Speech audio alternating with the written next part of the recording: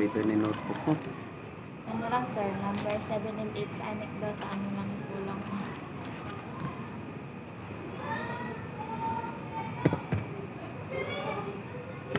Ready ka na?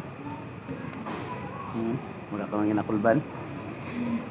Okay, first question.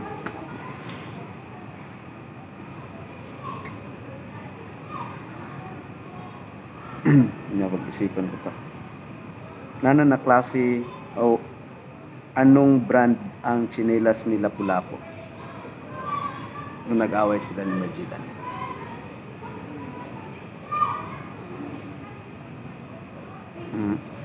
Hindi malam. Wala na kasi story dito. Second question.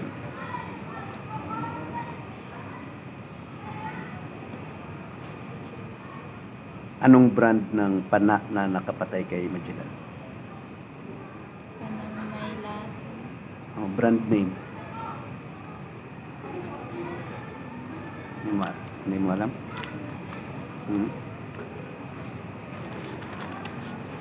Ito daw. Last question.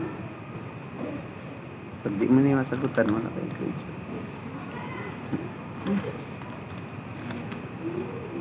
Last question.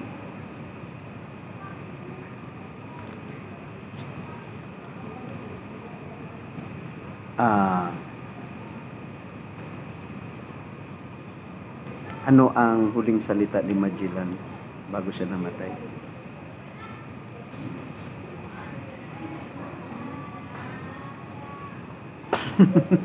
Di mo. Okay na ito na. Amo gani. Tanan ganito. Okay, first question set down. First question.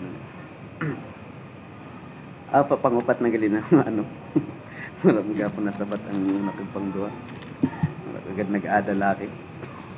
Okay.